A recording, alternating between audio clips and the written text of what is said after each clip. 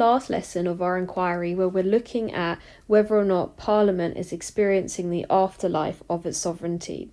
So is that true? Is it true that Parliament's power has been devolved and giving away to different assemblies, such as devolution? Is it true that the EU has more power over British laws than the British Parliament does?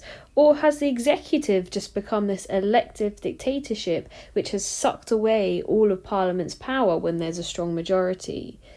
And I think especially during the times of coronavirus, we've seen the true power of the executive with the fact that Boris Johnson's not even going to liaison committee meetings, where he's not being held to account effectively by Parliament in the same way as previous prime ministers.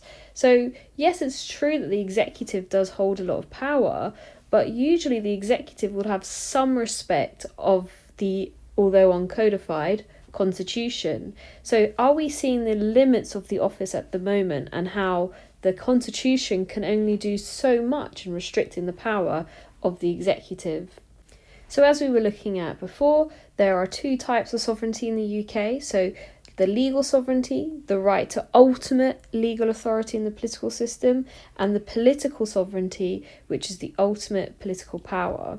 So after looking at all of these facts, who actually possesses these? So technically, Parliament has legal sovereignty, the ultimate legal authority in the system, and the people have the political power because they get to elect the people in Parliament and can ultimately remove them. However, is this actually accurate? Is Parliament the true legal sovereignty in the UK?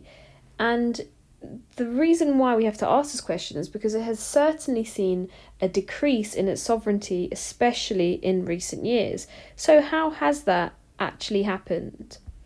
So you've got, for example, the increased powers of the executive.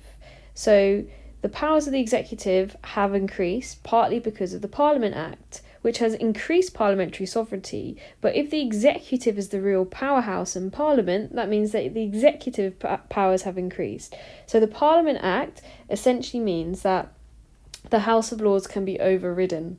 So it cannot reject or delay a bill more than twice, and it cannot outright veto a bill either. So that means that power has shifted increasingly away from Parliament and more so to the House of Commons. And by shifting to the House of Commons, it is in fact, if we are going to agree with this idea of an elective dictatorship, it means that it has shifted to the executive.